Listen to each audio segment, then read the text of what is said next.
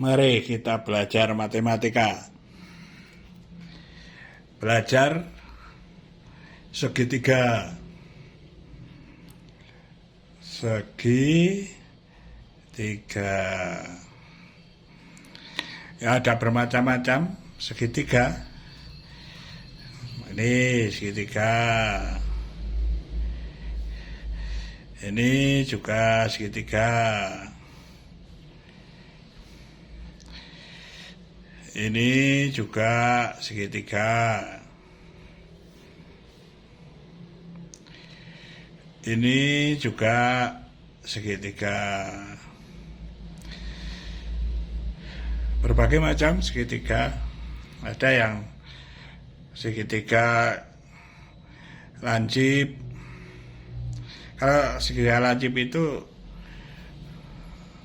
sudut-sudutnya itu tidak ada yang lebih dari 90 derajat. Ini kan kurang ini dari 90 derajat ya. Sudut-sudutnya ini. Maka ini disebut sudut segitiga lancip. Kalau ini ada yang lebih dari 90 derajat, maka ini segitiga tumpul. Nah, kalau ini segitiga apa? Ya tinggal melihat saja apakah sudutnya ada yang lebih dari 90 derajat atau tidak.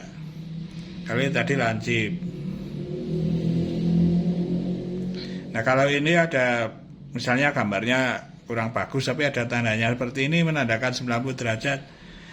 Ini segitiga siku-siku.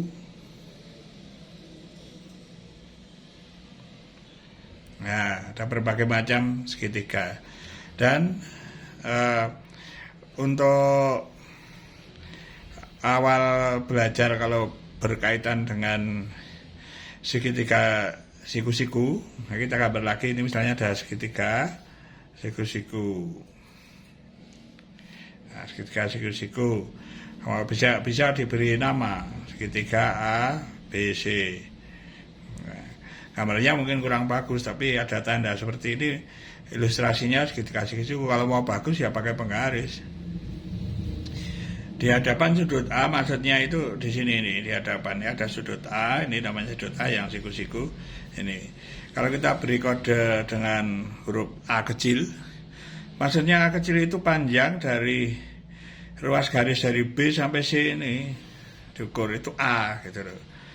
Kalau ukurannya senti ya sentimeter gitu ya, ini A. Sama saja ya kalau di hadapan sudut B ini di hadapannya sini diberi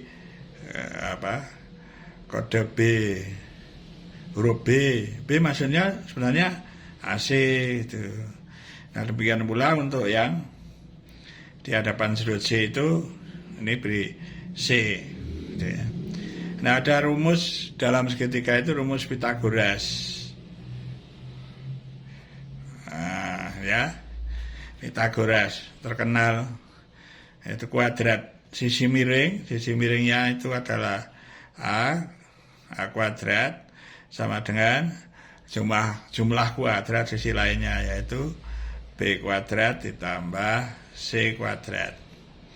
Nah, ini berlaku umum untuk setiap segitiga siku-siku. Tentu saja pengertian sisi miring itu dalam suatu segitiga siku-siku adalah sisi yang paling panjang dan sisi yang lain ini lebih pendek itu daripada sisi yang terpanjang itu. Misalnya segitiganya letaknya gambarnya seperti ini misalnya. Nah, ini misalnya P, Q, R. Ini siku-siku di sini. Sisi miringnya bukan berarti garis PQ ini miring, lalu PR itu miring, lalu C miring, bukan. Yang di hadapan sudut siku-siku apa? Kalau kita gunakan huruf yang kecil, ini P besar, lalu ini P kecil, gitu ya. Lalu R di sini di hadapan sudut R itu R kecil, lalu di hadapan sudut Q ini Q kecil. Nah, yang sisi miring itu tetap yang di hadapan yang sudut siku-siku ke sana. Tuh, kita lihat posisinya. Nah, ini kadang yang belajar matematika masalah begini aja kadang bingung ya. Yang mana sisi yang miring dikira PQ. Ini kan miring, PR miring itu, harfiah itu namanya gitu ya. Jadi kita perhatikan sisi miring atau sisi yang terpanjang gitu ya, yang di hadapan sudut siku-siku. Sama saja kalau seperti ini, sisi miringnya yang terpanjang kan P kuadrat sama dengan Q kuadrat ditambah R kuadrat. Nah, ini adalah rumus Pythagoras.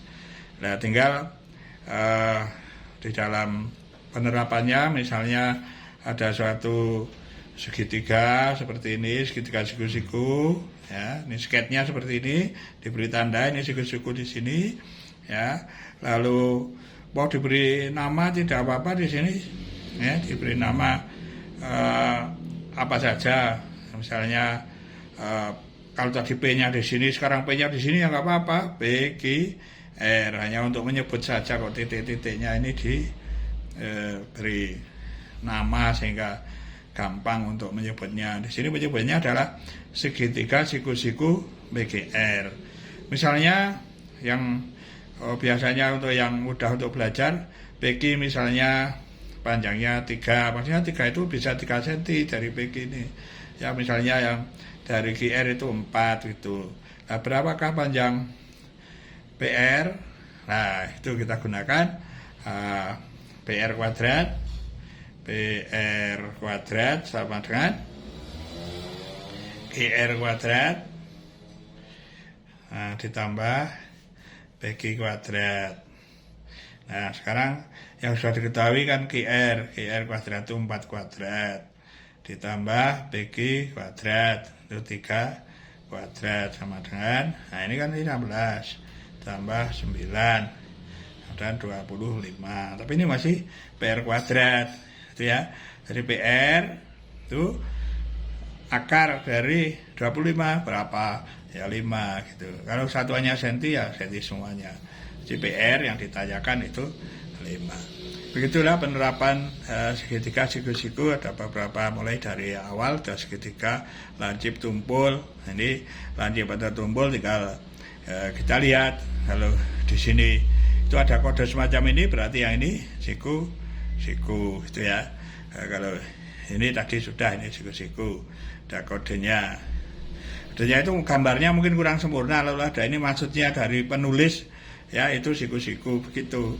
Nah, ini kalau dalam segitiga siku-siku ada rumus yang terkenal, rumus Pythagoras. Begini cara penggunaannya. Ya sebenarnya banyak hal yang masih kita pelajari, ini dasar sekali, tapi tidak apa-apa ya. Kita namanya belajar ya. Dari sedikit demi sedikit. Nah, mudah-mudahan bermanfaat.